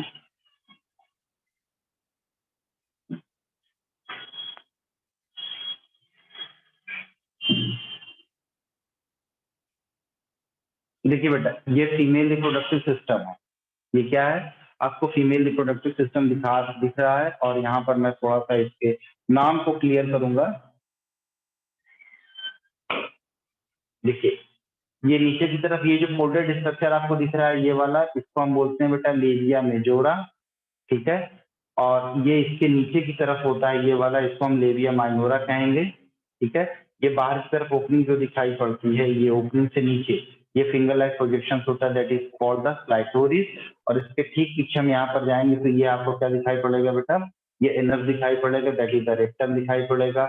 ये बड़ा सा इन्वर्टेड टीयर शेप का जो स्ट्रक्चर दिख रहा है, that is called the uterus. और उसके बाद ये जो स्ट्रक्चर दिख रहा है, दैट इज कॉल्ड द बेटा ओवरी। और इस ओवरी से लगा हुआ क्या है बेटा, ये फेलोपियन ट्यूब, ठीक है। तो ये बात आपको समझनी होगी, आपके एनसीईआरटी में बना हुआ ये डायग्राम अच्छे से, ठीक है। और उसके बाद हम आपको ये दिखाते हैं, ये ठीक है, ये स्ट्रक्चर, बस इसको ऐसे समझिए, क्या कहा गया, ये देखिए, ये एक्सटर्नल जेनिटेलिया है, ये क्या है, एक्सटर्नल जेनिटेलिया। इसको पूरा मिला करके हम क्या बोलते हैं, वल्वा भी कहते हैं, ठीक है। तो इसमें क्या दिख रहा है बेटा, ये फिंगर लाइक प्रोजेक्शन आपको दिखाई पड़ रहा है, that is called the Clitoris. That is called the clitoris, ये क्लाइटोरिस है। इसके बाद ये बाहर की तरफ क्या दिख रहा है बेटा, लेबिया मेजोरा दिख रहा है। अंदर की तरफ folded structure, that is the labia minora. और यहाँ पर ये ओपनिंग दिखाई पड़ती है, दैट इज द यूरिथ्रस ओपनिंग है। उसके बाद ये कवरिंग आपको कवर लाइक स्ट्रक्चर दिख रहा है, that is called the hymen. And opening of the vagina आपको ये दिख रहा है, ठीक है। तो ये जो दिख रहा है पूरा का पूरा, ये क्या है बेटा, ये एक्सटर्नल जेनिटेलिया का पार्ट है, ठीक है। फीमेल रिप्रोडक्टिव सिस्टम में जो दिखता है वो सिर्फ यही इतना है। मेल रिप्रोडक्टिव सिस्टम में क्या क्या दिखाई पड़ता है बेटा? स्क्रोटल सेल दिखाई पड़ता है, ग्लैंड पेनिस दिखाई पड़ता है और पूरा का पूरा इरेक्टाइल टिश्यू हमें दिखाई पड़ता है। ठीक है, बाकी कोई और चीज यहाँ पर दिखाई नहीं पड़ती। ठीक है, तो इतनी सी बात पे ही हमारा रिप्रोडक्शन खत्म नहीं होता है। Reproduction is a very complicated phenomena, क्योंकि एक ऐसा फेनोमेना है जिसके जरिए एक नई जनरेशन क्या आती है बेटा? सामने आती है ना। चलिए, ये स्ट्रक्चर हो गया। मैं इसका जेरॉक्स वो स्कैन कॉपी में आपको सेंड कर दूंगा, टेंशन मत लीजिए। अब इसको ऐसे समझिए, फीमेल रिप्रोडक्टिव सिस्टम को आप ऐसे समझिए। ये मैं खड़ा हूँ, अब हमें देख रहे हैं, देख पा रहे हैं हम सब लोग। तो Yes. ये हाथ हमारा मान लीजिए ये क्या है बेटा? Fallopian tube. ये क्या है? Fallopian tube. और इस फेलोपियन ट्यूब का ये वाला हिस्सा जो है ये क्या है? फिंगर लाइक प्रोजेक्शन में क्या है बेटा? बटा हुआ है। इसको हम क्या बोलते हैं बेटा? फिम्ब्रिक है। क्या बोलते हैं इसको? हम फिम्ब्रिक कहते हैं। अब ये कुछ इस तरीके से ऐसे लगा हुआ है, इस तरीके से ये लगा हुआ है। ये जहां पर लगा हुआ है तो मान लीजिए कि ये एरिया हमारा क्या है? ये हमारा यूट्रस। ये क्या है? ये यूट्रस है। ठीक है, और ये यूट्रस से फिर नीचे की तरफ दूसरे स्ट्रक्चर्स आपको दिखाई पड़ेंगे। फिर यहाँ पे ये आपको ऐसे दिखेगा इमोर्टल तो यार ये इस तरीके से लिगामेंट के थ्रू, जिसको हम ओवेरियन लिगामेंट कहते हैं, उस ओवेरियन लिगामेंट से ये हमारे ओवरी वॉल से अटैच होती है और ब्रॉड लिगामेंट से ये हमारे एब्डोमिनल कैविटी के साथ या एब्डोमिनल वॉल के साथ हमारा जो यूट्रस वो है फेलोपियन ट्यूब, ये ओवरी है, ये अटैच होता है। तो ये कुछ फेलोपियन ट्यूब हमारा इस तरीके से इसके ऊपर इस तरीके से होता है। ठीक है, अटैच नहीं होता, फिक्स नहीं होता, बिल्कुल जिसकी याद रखिएगा। कुछ बच्चे इसको अटैच बना देते हैं, चिपका देते हैं इसके साथ, तो चिपका हुआ नहीं रहता है बल्कि थोड़ा सा दूर रहता है। ठीक है, मान लीजिए ये फिंगर लाइक प्रोजेक्शन से, इसको हम क्या बोलते हैं बेटा? फिम्ब्रिक है। क्या कहते हैं? फिम्ब्रिक कहते हैं। फिम्ब्रिक के बाद का जो एरिया आता है उसको हम ये वक्त इस वाले एरिया को हम क्या बोलेंगे बेटा?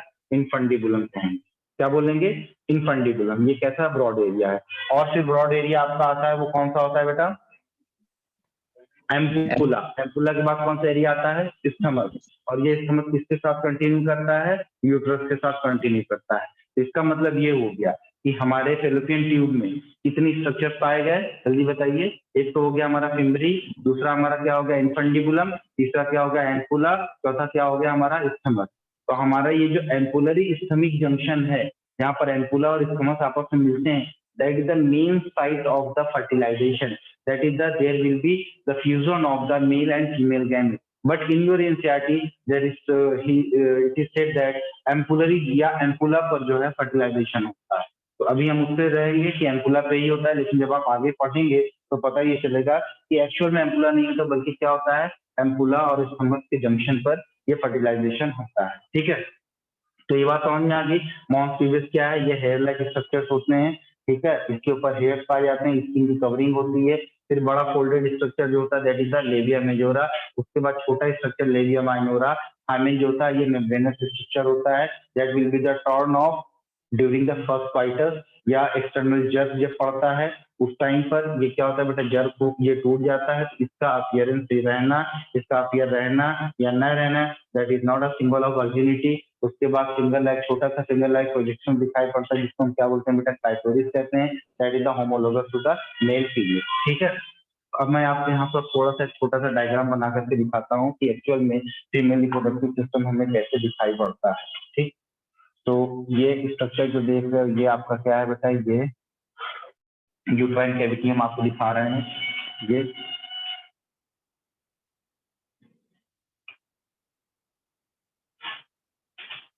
ठीक,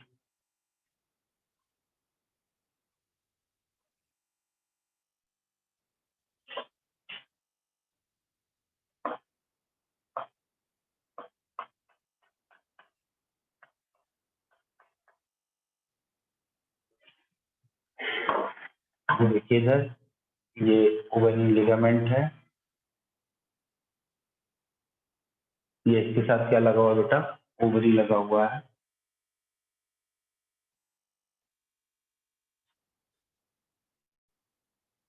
ये ओवरी लगा हुआ है।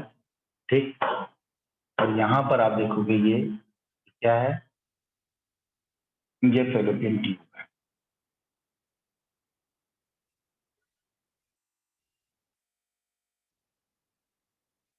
ये फेलोपियन ट्यूब है, ठीक।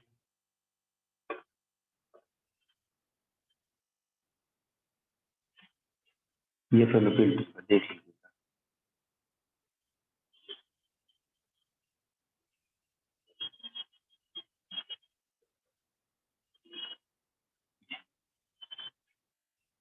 समझ गए बात को।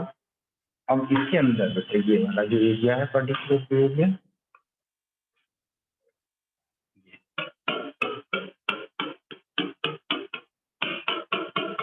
ये भी एक तरीके का लिगामेंट है, जिसको हम बोलते हैं बेटा ब्रॉड लिगामेंट। ये जो लिगामेंट दिखता है इसको हम कहते हैं ब्रॉड लिगामेंट। और इस ब्रॉड लिगामेंट के बाद यहाँ पर आप देखिए, ये एरिया जो आपको दिखता है, ये जो लाइनिंग आपको दिख रही है, ये कौन सी लाइनिंग है, एंडोमेट्रियम की लाइनिंग है, यूट्रस की लाइनिंग है।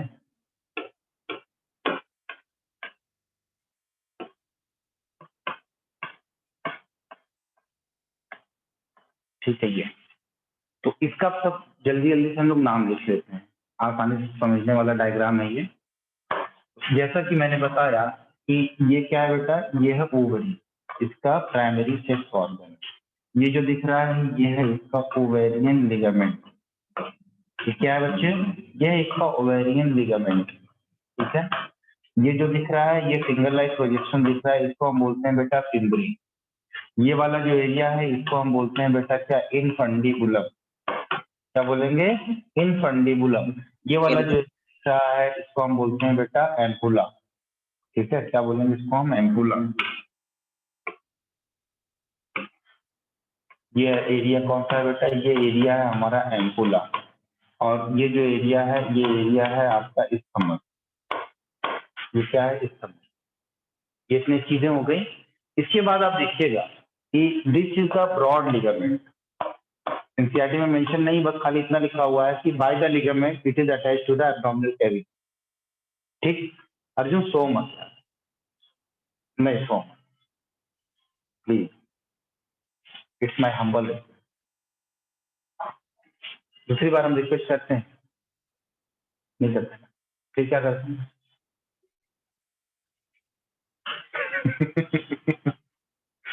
ये ब्रॉड लिगामेंट है, ब्रॉड लिगामेंट। ये जो पर्टिकुलर ये एरिया जो दिख रहा है this is the uterus area. कौन सा एरिया भाई, ये यूट्रस एरिया है। और यूट्रस का शेप कैसा होता है, इन्वर्टेड पियर शेप का। इन्वर्टेड पियर खाया है ना, मान लीजिए पियर है, इसको हमने पलट दिया, इन्वर्टेड पियर शेप। जैसा पियर आपका ऐसे दिखाई पड़ता है, बड़ा अच्छा सा होता है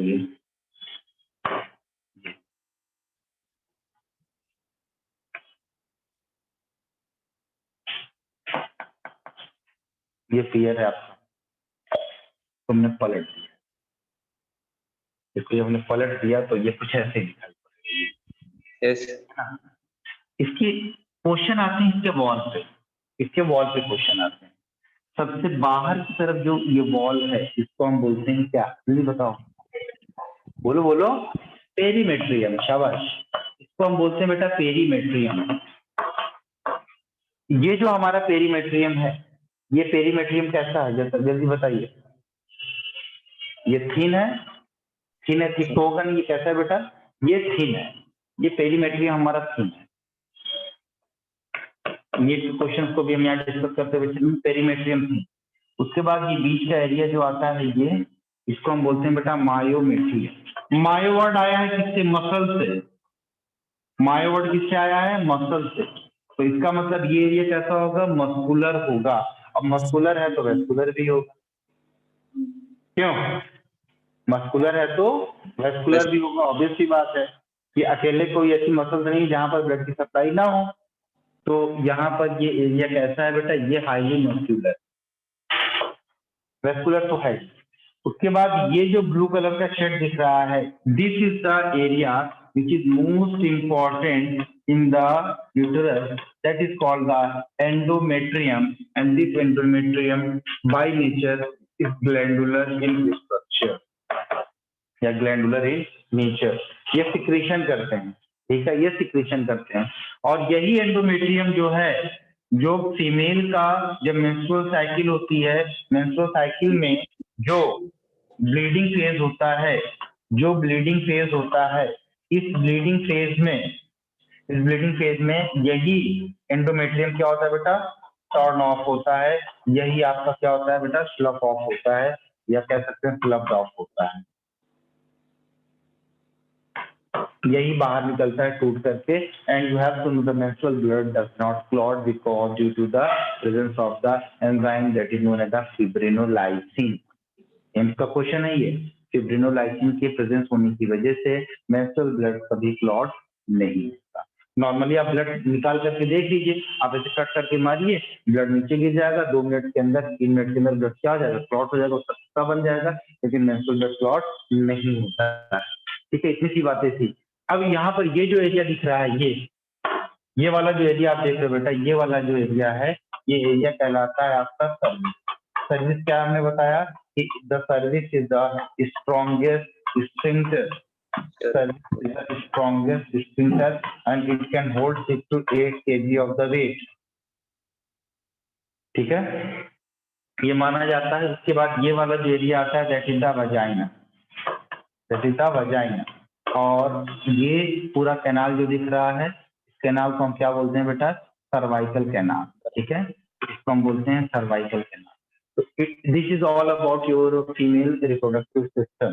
तो हमारा जो प्रोजेस्टेरोन हार्मोन था, वो प्रोजेस्टेरोन हार्मोन मेनली किसके ऊपर वर्क कर रहा है बेटा, डिस एंडोमेट्रियम के ऊपर वर्क कर रहा है। आपसे क्वेश्चन पूछ लेगा थोड़ा एडवांस लेवल पे कि भाई कि the progesterone hormone, the main area of the working of progesterone hormone is, वहां पर लिख देगा पेरीमेट्रियम, मायोमेट्रियम, एंडोमेट्रियम, और लिख देगा फीटस। आपका जवाब क्या होगा, आपका जवाब होगा एंडोमेट्रियम, ठीक है। चलिए ये हो गया आपका, जल्दी बना लो। सिंगल होता है ये यूट्रस, कैसा है बेटा, ये यूट्रस पूरा पूरा सिंगल है। इसी को हम क्या बोलते हैं बेटा, वूम, गर्भ। जो हम बोलते हैं हम माँ के पेट में थे, पेट, अरे स्टमक में थोड़ी थे हम, यही थी वूम में थे, ठीक है। क्योंकि लगभग एरिया कौन सा होता है, एब्डोमिनल कैविटी का एरिया होता है। हम ये एब्डोमिनल कैविटी उससे ठीक नीचे आते हैं, नाभि के नीचे जब हम आते हैं तो हमारा पेल्विक कैविटी शुरू हो जाता है। ये जो अम्बिलिकस है, अम्बिलिकस से ठीक नीचे हम आएंगे तो हमारा पेल्विक रीजन शुरू हो जाता है। अम्बिलिकस के ऊपर जब तक हम रहते हैं वो एरिया कौन सा होता है, हमारा एब्डोमिनल कैविटी होता है। उसके ऊपर हमारा क्या दिखाई पड़ता है, डायफ्राम। डायफ्राम के ऊपर जो एरिया दिखाई पड़ता है that is the thoracic cavity. ठीक, कर लीजिए इसको जल्दी से।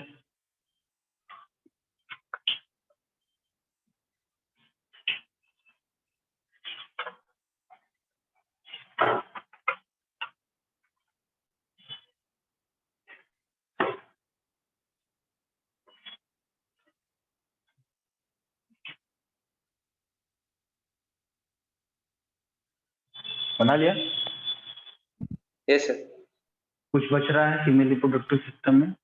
ओवरी का जो क्रॉस सेक्शन है वो मैं गैमेटोजेनेसिस में पढ़ाऊंगा कि किस तरीके से ओवरी का क्रॉस सेक्शन हम बनाएंगे तो हम अलग अलग फॉलिकल के डेवलपमेंट स्टेजेस को देखेंगे।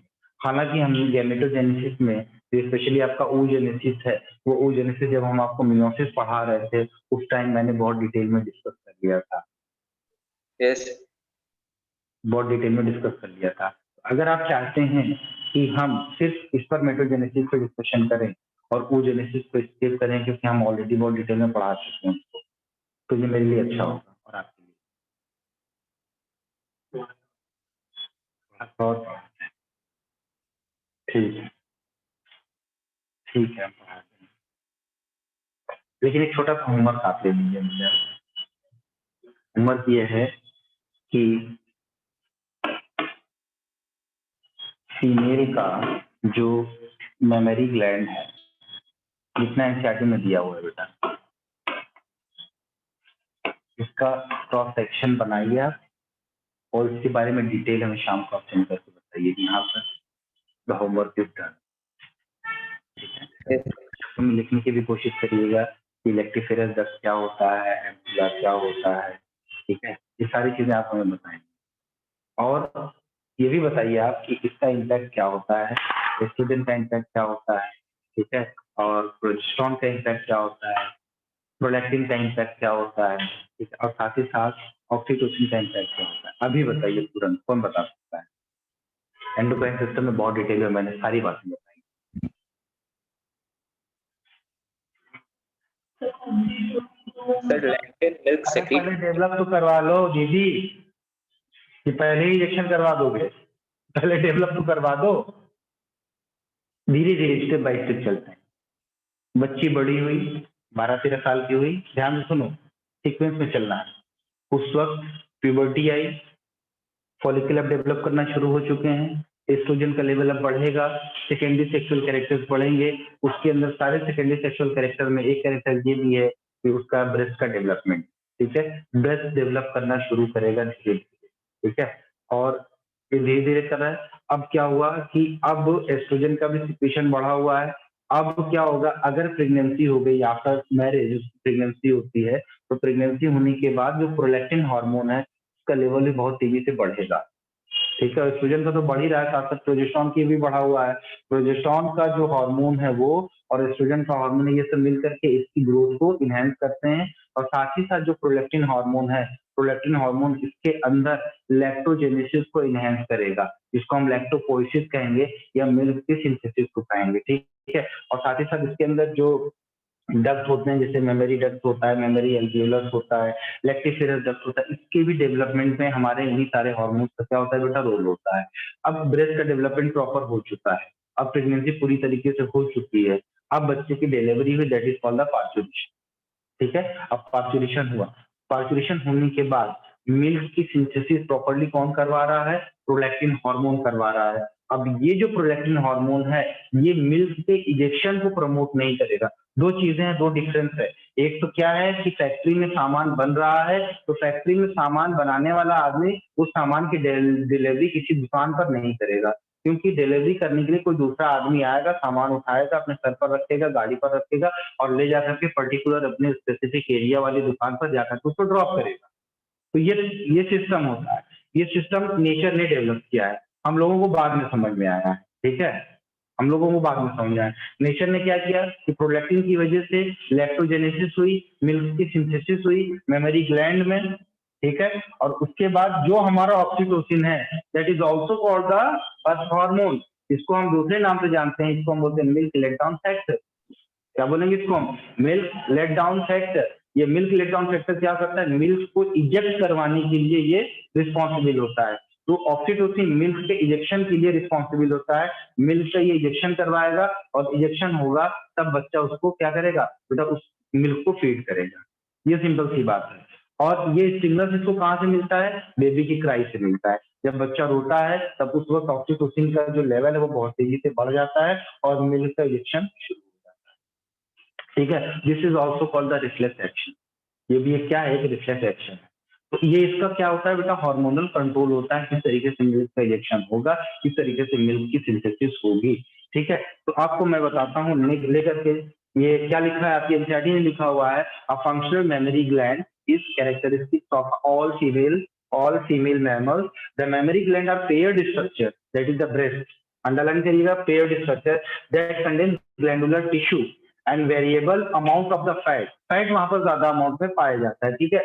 The glandular tissue of the each breast is divided into 15 to 20 memory lobes, ठीक है, 15 to 20 memory lobes। मैं यहाँ पर दिखा देता हूँ, आप समझ लीजिए।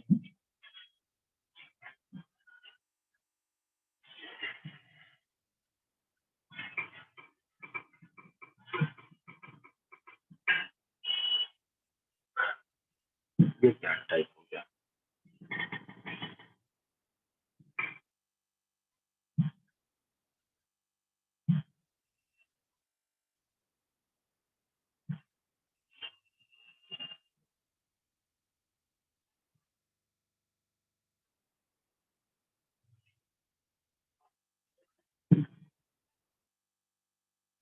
देखिएगा,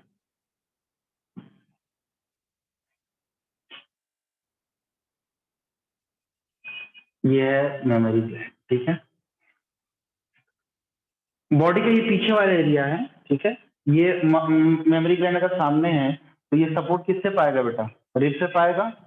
अगर हम इसको स्पेसिफिक कट सेक्शन देखेंगे तो हमें क्या दिखाई पड़ेगा, हमें रिस्ट भी दिखाई पड़ेगी ना।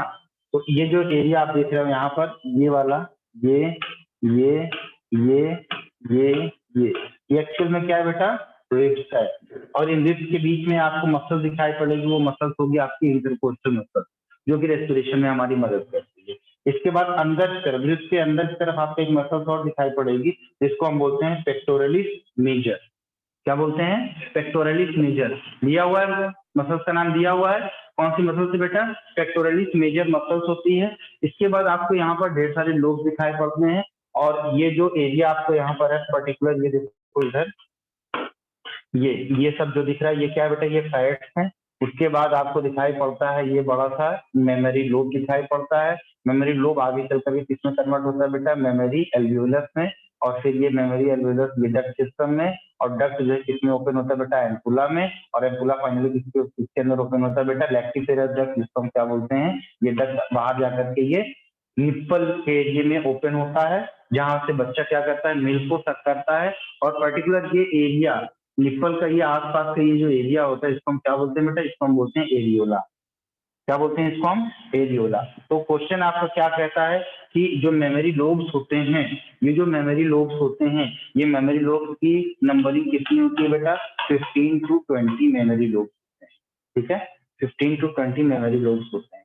कुछ बुक्स इसको एसेसरी जो है सेक्सुअल ऑर्गन में कंसीडर करती है, कुछ इसको कंसीडर नहीं करती। ठीक है, तो ये चीज हो गया। देखिए एक लाइन से लिखा हुआ है कि the alveoli open into memory tubule, the tubule of each lobe join to form memory duct, and then several memory ducts join to form a wider memory ampulla. ठीक है, and then ampulla which is connected to the lactiferous duct and which is opened by the nipple outside. तो ये sequence आप याद रखिएगा, क्या है बेटा, ये सीक्वेंस आप याद रखिएगा। अगर आप सीक्वेंस भूले तो आपके एग्जाम में मार्क्स कट जाएंगे। तो ये सीक्वेंस आपका है, मेमोरी लोब है, मेमोरी एल्वियोलस है, मेमोरी डक्ट है, एम्पुला है, लेक्टिफेरस डक्ट है, निप्पल है, और ये आउटसाइड है। ये इसका क्या है, ये इसका एक सीक्वेंशियल ऑर्डर है।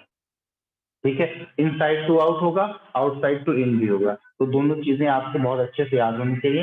ये इसका सीक्वेंस है। ठीक, चलिए टाइम है हमारे पास,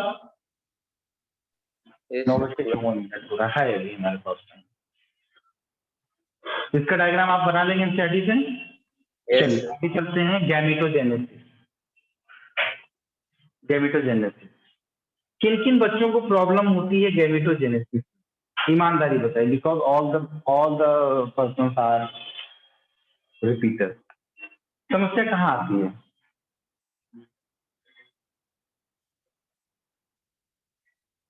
क्वेश्चन कंफ्यूज हो जाते हैं। देखो 3 क्वेश्चन मैं बता दूं, बड़े patent question. Gametogenesis is a process by which the gametes are formed.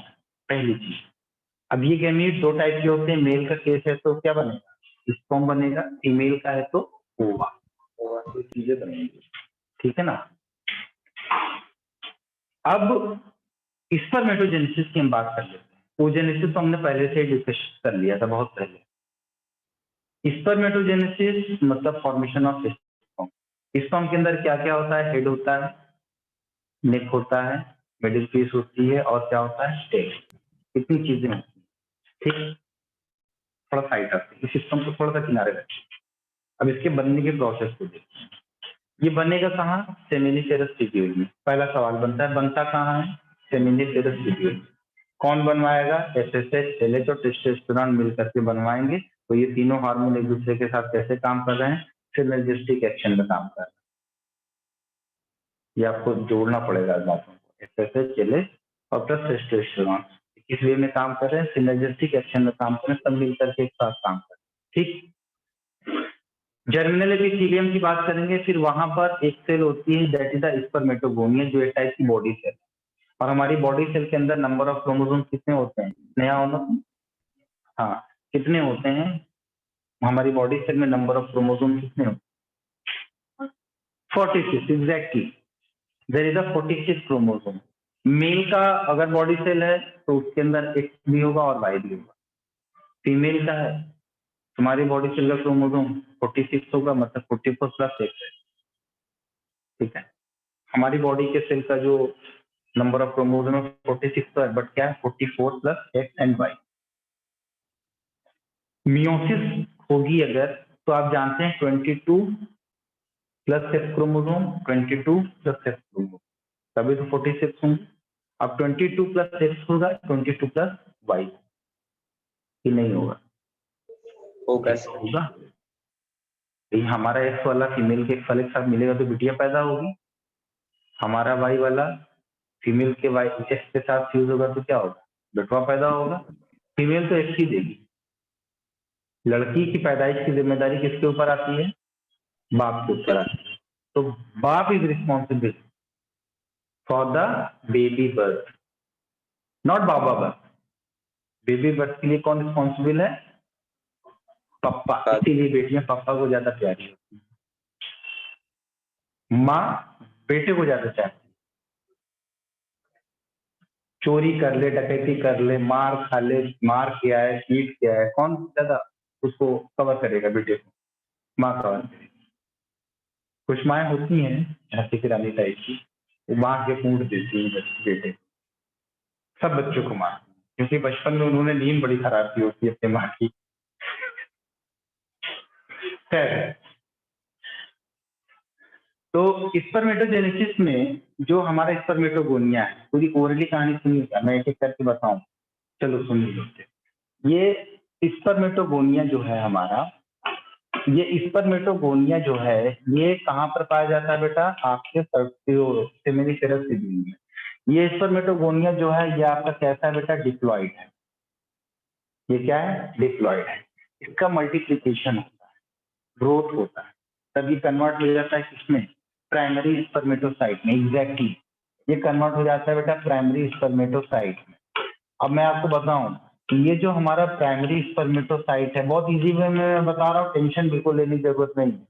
Primary spermatocyte जो होता है बेटा, ये भी कैसा होता है बेटा? डिप्लॉइड। राइट। कैसा होगा? डिप्लॉइड। ठीक है। नंबर ऑफ क्रोमोसोम यहाँ पर कितने हैं? 46 है। यहाँ पर कितने थे? यहाँ पर भी 46 है। क्रोमोसोम के ऊपर हम बाद में बात करें। प्राइमरी स्पर्मेटोसाइट का अब क्या होगा बेटा? यहाँ पर ये माइटोसिस होगा, यहाँ पर माइटोसिस हो रहा है। प्राइमरी स्पर्मेटोसाइट का क्या होगा बेटा? मियोसिस होगा, और मियोसिस पहले फर्स्ट होता है, उसके बाद सेकंड होता है। पहले फर्स्ट होता है और फिर कैसा होता है बेटा? सेकंड मियोसिस होता है। तो मियोसिस फर्स्ट के बाद जो हमें स्ट्रक्चर मिलेगा that is called the secondary spermatocyte. Secondary spermatocyte. तो अगर हम यहाँ पर स्पर्मेटोसाइट को कितना लेते हैं? 1 लेते हैं, तो सेकेंडरी स्पर्मेटोसाइट कितना बनेगा?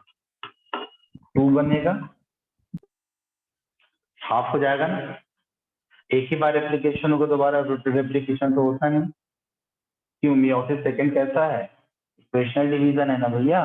मोहिनी कहाँ कंफ्यूज आ रही हो? यहीं रहो, सेल डिवीजन पढ़ाया है। मियोसिस सेकंड कैसा है? Equational division. There will be no changes in the amount of DNA. ठीक है। तो सेकेंडरी स्पर्मेटोसाइट के अंदर आपका मियोसिस सेकंड होगा। क्या होगा बच्चे? मियोसिस सेकंड होगा। अब इस मियोसिस सेकंड के बाद 2 है तो अब क्या बन जाएगा? 4। क्या बन जाएगा? 4। मतलब इसको हम क्या कहते हैं? 4। 4 क्या बनेगा?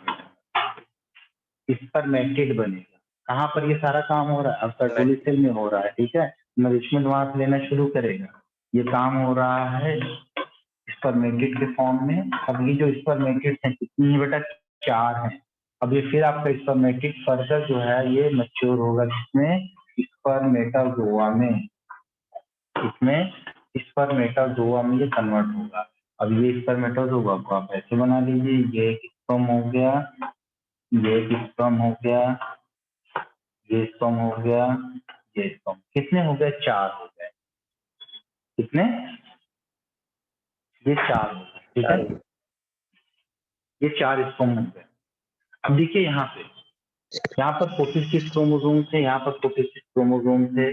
सेकेंडरी स्पर्मेटोसाइट अगर बना है, 46 क्रोमोसोम का मतलब क्या था बेटा? यहाँ पर आप बता सकते हैं कि यहाँ पर होगा 44 plus X and Y chromosome ये थे। सेकेंडरी स्पर्मेटोसाइट में 2 बने हैं, तो एक के अंदर ये हो सकता है कि 22 प्लस X हो सकता है, एक के अंदर क्या हो सकता है 22 प्लस Y क्रोमोसोम्स हो सकते हैं, है ना? ठीक है। जब हम मियोसिस सेकेंड की बात करते हैं बेटा, तो यहाँ पर 4 बन रहे हैं, तो 4 में क्या हो सकता है, देखिए 2 3 4 क्या होगा बेटा, 22 plus X, 22 plus X, 22 plus Y, 22 plus Y, ये बन सकते हैं ना। अब देखिए यहाँ पे ये जो 4 स्पर्मेटोजोआ है, इसी का मैच्योर फॉर्म है ना स्पर्मेटिड का, मतलब हम कह सकते हैं कि ये X वाला है और ये कौन सा है, Y वाला है। तो ये कंप्लीट जो है आपका स्पर्मेटोजेनेसिस का प्रोसेस। ठीक, यहाँ पर 2 चीजें आपको समझनी होंगी। स्पर्मेटिड का स्पर्मेटोजोआ में जो कन्वर्जन होता है, स्पर्मेटिड का स्पर्मेटोजोआ में जो कन्वर्जन होता है, उस प्रोसेस को हम स्पर्मियोजेनेसिस कहते हैं, एज योर एनसीईआरटी से। ठीक है, याद रखना इस बात को। क्या याद रखोगे कि स्पर्मेटिड का स्पर्मेटोजोआ में जो कन्वर्जन होता है, इस प्रोसेस को हम बोलते हैं स्पर्मियोजेनेसिस। क्या बोलते हैं, स्पर्मियोजेनेसिस। और स्पर्मेटोजोआ का जब डिटैचमेंट होता है सर्टोली सेल से। अच्छा ये बताओ कि जब हम कोई खाना खाते हैं, वो अपने माउथ से खाते हैं ना, पैरों से तो खाएंगे नहीं। ठीक है, तो सर्टोली सेल क्या प्रोवाइड करवाती है, नरिशमेंट प्रोवाइड करवाती है। तो मान लीजिए कि ये हमारा सर्टोली सेल है और ये हमारा क्या है, ये स्पर्म है। ठीक है, तो स्पर्म का जो हेड है इस सर्टोली सेल के ऊपर एम्बेडेड रहेगा। ठीक है, यहाँ से ये न्यूट्रिशन ले रहा है और इसकी पूंछ पीछे है, ये इसकी टेल है। तो जब ये मैच्योर हो जाएगा, अब यहाँ से जब डिटैच होगा, निकलेगा, इस प्रोसेस को हम क्या बोलेंगे, स्पर्मिएशन। ठीक है, यहाँ से सर्टोली सेल से जब ये स्पर्मेटोजोआ डिटैच होगा, तब इसको हम क्या बोलेंगे, स्पर्मिएशन कहेंगे। This is a very important question for your NEET as well as for your board, अगर जिनको बोर्ड देना है। ठीक है, स्पर्मेटोजोआ का जब डिटैचमेंट होगा, ये जब इसका डिटैचमेंट होगा, डिटैचमेंट जब इसका होगा, डिटैचमेंट फ्रॉम कहाँ से बेटा, सर्टोली सेल, सर्टोली सेल, तब इस प्रोसेस को हम क्या बोलेंगे, स्पर्मिएशन कहेंगे। क्या कहेंगे इसको हम, स्पर्मिएशन। ठीक है, चलिए याद के लिए हम इतना ही करते हैं। इसमें जो चीजें बच रही हैं कौन कौन सी, इसमें oogenesis बच रहा है, स्ट्रक्चर ऑफ स्पर्म बच रहा है, menstrual cycle. Max to max आपका परसों खत्म कर देंगे हम इससे। परसों क्या है, सैटरडे खत्म हो जाएगा। चलिए तैयार हो जाइए टेस्ट के लिए आप सब।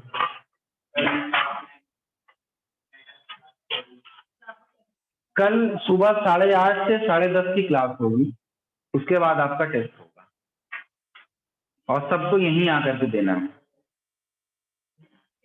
ठीक है, सुबह 8:30 से 10:30 की आपकी क्लास होगी। उसके बाद देखिए, जो बच्चे आज नहीं आए हैं उनके लिए थोड़ा सा नुकसान हो जाएगा, क्योंकि अब जो हमारे लेक्चर चलेंगे बेटा, उसमें लिखावट का काम बहुत कम होगा। चीजें आप सुनिए, पढ़ करके आइए और उसके नोट्स बनाइए अच्छे से और आगे चलिए। टाइम क्या हो रहा है बेटा, 10:05। We have 10 minute. तो ये जो पेपर हम आपको दे रहे हैं, इस पेपर को कितनी देर में करना है आपको, 10 मिनट के अंदर करना है। 20 क्वेश्चन है, 20 क्वेश्चन है, इसको 10 मिनट के अंदर करना है। जल्दी से फटाफट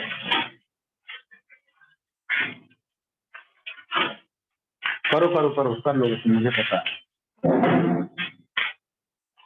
लो बेटा मनीष, जितना आएगा उतना करना, माइनस मार्किंग है, पर क्वेश्चन 1 मार्क्स है, वो 4 मार्क्स। ठीक है, हाँ तुम लोगों को मैं फोटो शेयर कर देता हूँ ग्रुप में, तुम लोग उसको लिख लो। ठीक।